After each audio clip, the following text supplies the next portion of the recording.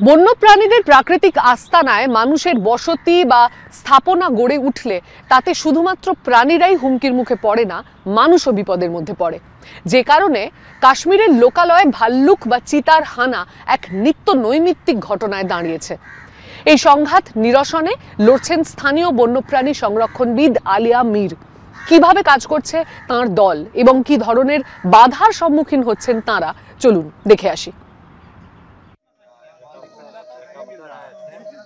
কয়েকদিন আগেই অজিত কুমার পুত্রহারা হয়েছেন।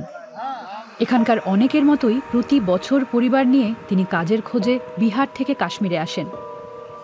কাজ শেষে বাড়ি ফেরার পরিকল্পনা ছিল অজিতের, কিন্তু ফেরার 3 দিন আগেই তার 6 বছরের পুত্র সন্তানের মৃত্যু হয়।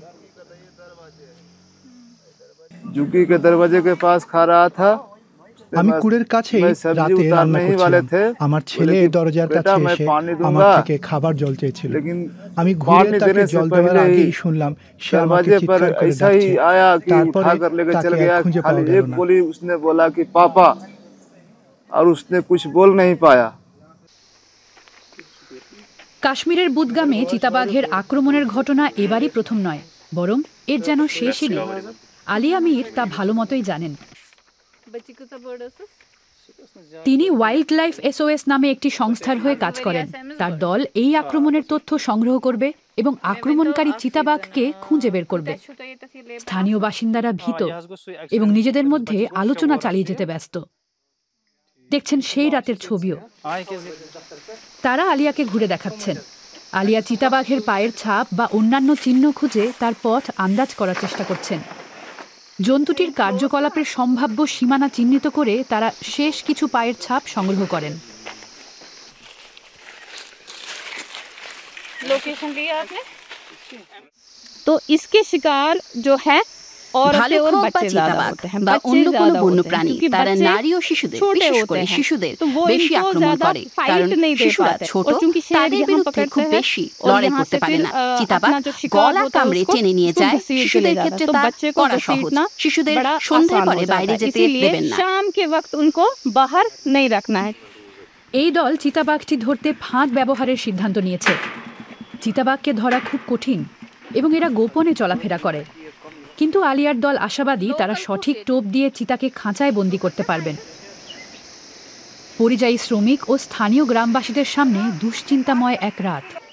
সূর্য ডোবার পর তাদের অনেক বেশি সতর্ক থাকতে হবে, যতক্ষণ না এই চিতাবাঘ ধরা পড়ে। ইন্তেসার সোহেল স্থানীয় বন্যপ্রাণী দপ্তরের প্রধান বন্যপ্রাণী তত্ত্বাবধায়ক। তিনি আলিয়ার সাথে যোগাযোগ রেখে কাজ করেন। Rise has been gradual, but it's now for past 2 decades. ধীরে ধীরে বেড়েছে, কিন্তু গত 2 দশক ধরে ঘটনার সংখ্যা বেশি বেড়েছে।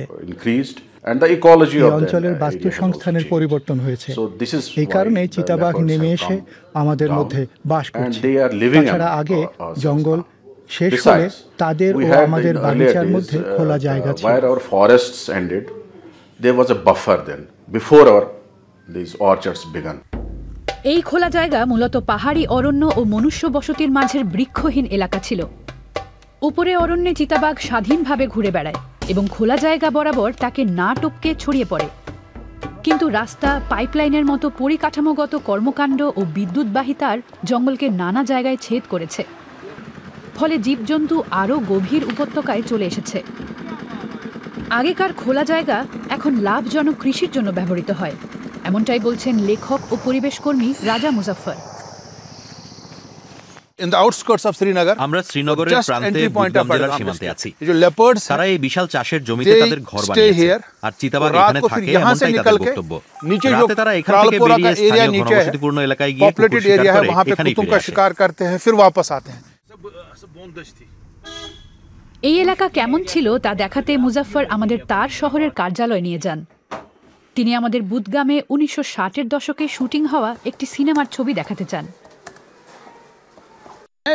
कुछ दिन पहले मुझे किसने लिंक भेजा जी, কিছুদিন আগে আমায় এটা একজন পাঠান। मैं इसमें देख रहा था जो ये करे हुआ है আপনি চারারি শরীফের রাস্তা এখানে দেখতে পাবেন। नंगा दिख रहा है, मतलब পাহাড়গুলো এখানে সম্পূর্ণ নগ্ন। कहीं पे आपको कोई ट्रीज नहीं मिलेंगे, बहुत ही कम आपको आलमंड ट्रीज मिलेंगे। কোনো বাগিচা নেই, কোনো ধরনের গাছপালাও নেই। फ्रूट बेयरिंग ट्रीज है, या सोशल फॉरेस्ट्री की जो इसमें प्लांटेशन नहीं है या लोगों ने जो प्लांटेशन की है वो कहीं नहीं दिखती है आपको।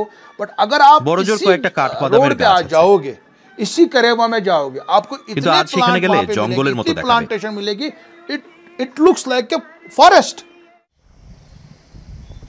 কর্তৃপক্ষ ওয়াইল্ড লাইফ এসওএস এর মতো সংস্থার সাথে মিলে জীবজন্তুদের উদ্ধার ও নিকটবর্তী জঙ্গলে পুনর্বাসনের কাজ করছে। আহত জন্তুদের এইরকম কেন্দ্রে রাখা হচ্ছে। আলিয়ার আশা আগামীতে তারা আরও সক্রিয় সমাধান খুঁজে পাবেন। Since this is এই বহুস্তরীয় সমস্যা, তাই সমাধানও নানা স্তরে হতে হবে। আমাদের শিক্ষা ও সচেতনতার মাধ্যমে মানুষের ব্যবহার বদলানোর চেষ্টা করতে হবে। আমাদের জন্তুদের জনবসতিতে আসা বন্ধ করতে হবে। সবার শেষে এই জন্তুদের জন্য কিছু মধ্যবর্তী খোলা এলাকা তৈরি করতে হবে। We should create some buffer zones for these animals. তার দল প্রতি সপ্তাহে আসা অসংখ্য সাহায্যের ডাকে সাড়া দিতে প্রস্তুত থাকে। এই ঘটনা নিয়ে সোচ্চার আরও অনেকের মতোই তিনিও মনে করেন মানুষের কারণে ঘর হারানো পশুর সাথে মানুষের সহাবস্থানের মধ্যেই হয়তো প্রশ্নের উত্তর লুকিয়ে আছে।